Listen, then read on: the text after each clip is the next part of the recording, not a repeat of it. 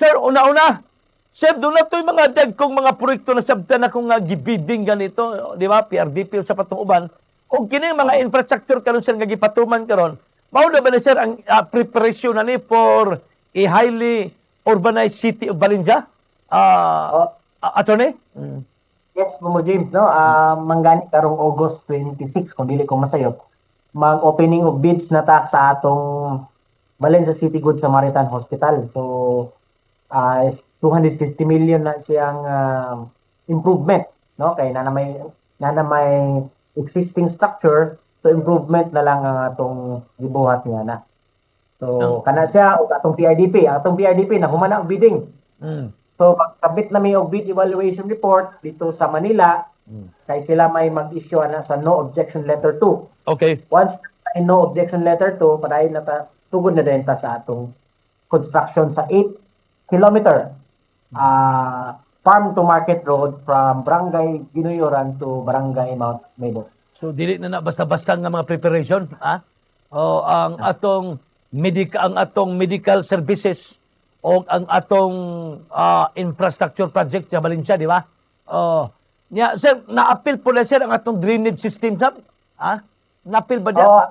Ang atong drainage system na ay ongoing karon nga 4 million nga rehabilitation ug naapoy upcoming nga 16 million kung ako masaya pa atong Bumo James. O daggan nga mga 20 million all in all para sa atong improvement sa atong drainage system. Oh, okay. Sir, kini gagawin ba gadiklag ba dito na Valencia na ba yung mga declogging na to nga idiklag na to yung mga disilting nga para kini mga nabara bitaw sa mga drainage bitaw, di ba? Napay project na to ana, ha?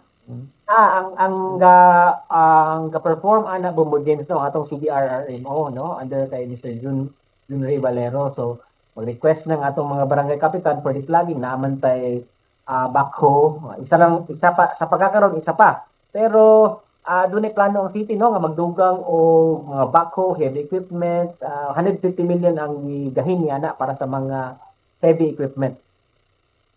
Kay kana mga heavy equipment importante mo na labi na paron doon ay mga babaha, di ba? Unya badiklag na to mga kabaranggayan ba? Para sa kunya sir, kini preparation karon sa koditod ang atong mga labi na ang sentro bahay na kay di man kay gagabahat na tumilabay nga mga bulan, di ba? Nakita na ba ni sa tong roadmap dito? Attorney, nakita na ni sa kuan? Kung plano niya na no ang Panlibatuhan Creek no na plano din na nga 100 million flood control. Okay. Ang isa flood control kay duha man ka buok, ang isa dito sa Barangay Sugod. 100 million ang value. Okay.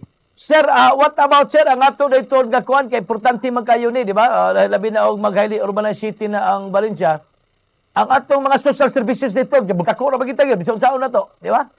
Ang pinakadako nato nga social services ng James no atong medical assistance. So sa pagkakaron functional pa man hinuon ang atong City Health Office. Di na karon ga-cater ang City Health Office karon mga 200 patients in a day.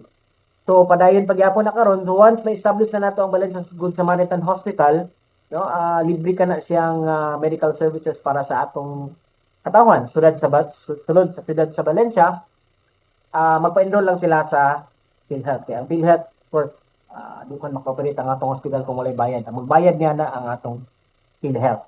Pero wala sila bayad na gikan sa ilahang kaugalingong pulsa. Okay, sige.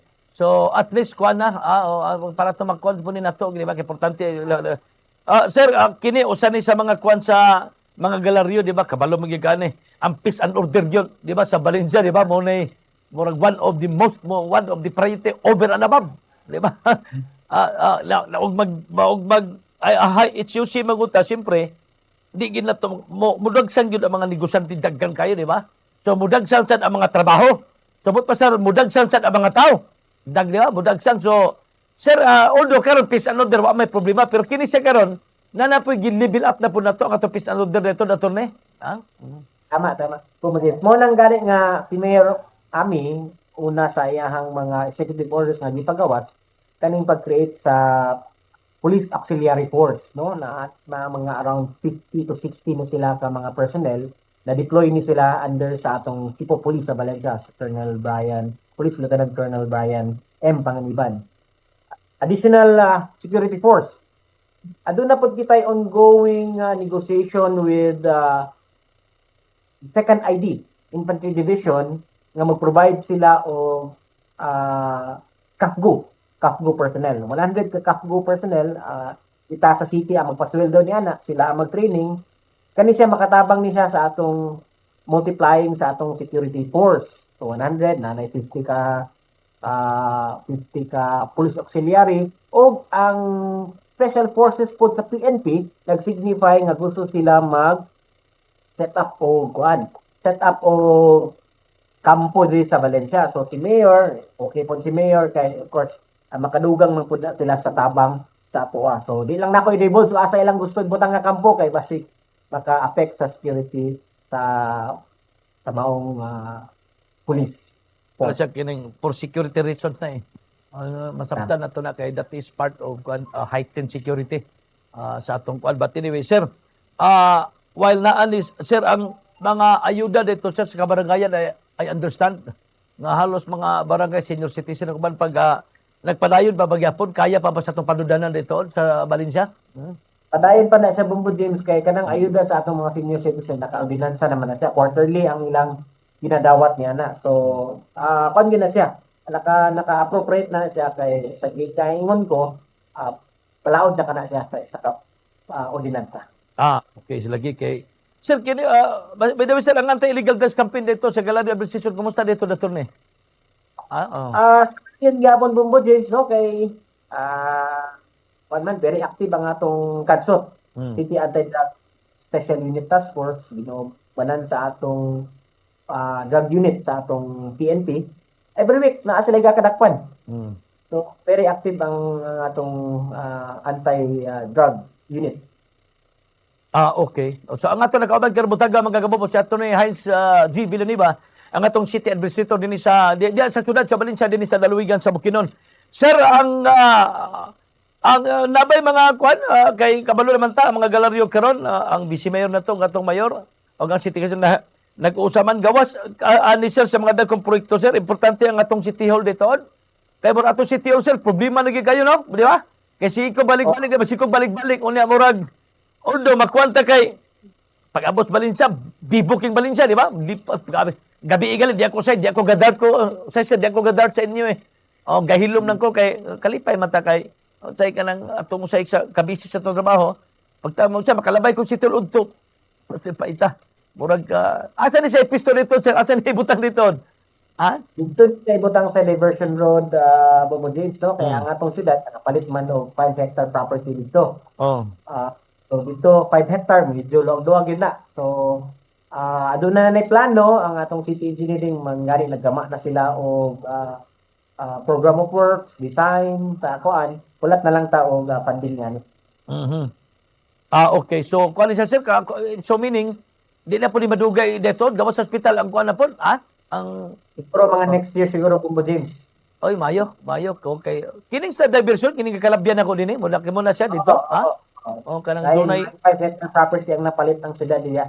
Okay, kay gitudlo mo gusto sa kong kauban nga sir, dia ibutang ang kuan zero, ang city hall. So may tang matinuod na kay para makuan ba para makuan. Ni ang plano na imo na tong college din nandaan, college na, hospital, o college na. Ang daang city hall wala pa plano Bumbo James. So siguro kung naay mga national government agencies nga nanginahanglan og mga opisina, pwede sila pero siguro kanan na to gamay renta. Okay. Attorney Leslie, ang traffic na to, kumusta? Unsay ko nito traffic na to? Mga 10-year development plan na to, 5-year development plan sa atong traffic. Ang traffic na to, no, very active man ang atong CPTMD under sa kay Mr. Noel Visitasyon. So, gusto ko na akong ipahayag sa imong mga tigpaminaw, Momo James, nga active ang atong Anti-Boro-Boro Task Force. Nagkita kami ni Ani, pinagi sa executive order ni Mayor Ami. Kaya daghan gyud reklamo dili Bumbo James no nga daghang motor nga sabak kayo. No, labi na ning atong mga senior citizens gabi makadungog sila at magliso na sila tulog balik. So si Mayor Ami nag-create ani nga task force to apprehend and issue citation tickets to these drivers. Now, sa traffic very active man na nga itong kuan, wala pang kay tay problema sa traffic nato. Speed limit po Tombo James, gina-remind na ako po ang atong mga katawhan nga natay speed limit sulod sa siyudad sa Valencia. So please follow lang ang say speed limit. Okay, sige. So, muna yung mga importante kayo, naman tayo traffic rules sa city, naputay Republic Act 4136 LTO, so ato lang ng tumalon siguro. Kay para... Tombo James, Yes, sir. Nakoy gusto idugang ba kay nangutana man ka sa medical assistance ganiha. Sige, sir, palihog. O sa quarter 1 sa 2026 ang siyudad nakahatag og medical assistance, no? 60,760,000. Sa quarter 2, 40,693,000. Sa third quarter, 9,321,000. So, nakita ni Bumbo James, kung imo ni total medyo dako na po gyud nga kantidad. So, mao kani ang rason nganong si Mayor Ami nag-push gyud nga pag-create na ta o maghimo na ta atong kaugalingon nga hospital. Kaya kani nga kwarta, dili man ni ihatag diretso sa hingtungdan kung dili ibayad ni mo sa direkta sa hospital. So, grabe na. Kaya po, Bombo James, ang Valencia City, walay public hospital. So, atong mga constituents, kung manggaling Simbako, mga hospital, kailangan ng medical attention, private hospitals, din sila mo ito. So, kailangan nila og cash. Kaya ang ilang PhilHealth siguro na ay mga excess. So, muna siya, kaning atong, hopefully, kaning atong Valencia City Good Samaritan Hospital, which is a 110-bed capacity hospital, ma-address ang problema sa health needs sa atong katawhan sulod sa Valencia. So, dili millions of pesos ang gigasto gyud sa mga galeryo. Di ba? Dili lang kay thousands lang. Okay. Eh, kung dili ta maghimo og hospital Bombo James, ang katawhan paingon magid sa City Hall. Correct. Magsige lang linya. Ngano day kung kaning atong ibang gasto sa medical assistance, dito na to igasto sa atong kaugalingong hospital. At least ang kwarta Bombo James, magtuyok lamang ba? Lagi, So, naragapon sa ato, di ba? Kana siya. Lagi importante kino may gani niya. Dagko di ba di ba ka short ang Valencia dagko hinatagan na bas mayor? Sa sa assistance niya? Dili man pod deals no kay ang atong budget officer si Mr. Gini Cho ginabantayan magid na. Ang ato pong national tax allotment for Valencia City is around mga 2.2 billion. Okay. Nasa national tax allotment. Internal revenue generation nasa around mga 600 million. So in a year, natay budget nga 2.8 million. So, dinakuha na nga itong mga medical assistance, infrastructure projects, response to disaster, pildo sa mga katawhan sa local government. Lagi kay dako-dako masay kay I'm sure by the next year 3 billion naman tada, di ba? Sigurado naman ang 3 billion. So it might kuan ang pasada kay anyway.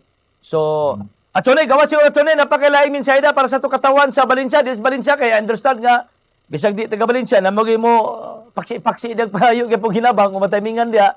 So bukid nun kay kabalo na mga galaryo ang ilang figure mag provincial figure maguno sila, provincial figure sa panahon labi ng anti-illegal drugs campaign nila. Attorney, if you have any message sa ngalan sa City Hall, go ahead, Attorney. Although gusto lang ako ipahibalo sa Bombo James although dako ang atong national tax allotment, dakon gyap kay tag problema nga i-address sa atong syudad. So ato lang yun apod-apod kung prioritize kung unsa gyoy mga kinahanglan sa atong katawhan para at least masulbad ang problema, no? Farmers, senior citizens, the citizens in general, mga masakiton. So mo na siya ay trust sa atong administrasyon, infrastructure project pod, no? Mo kana ang tutukan sa administrasyon ni Mayor Ami Galido Dalarin. Salamat, Bombo James. Mayong buntag sa mga tigpang na. Salamat, sir.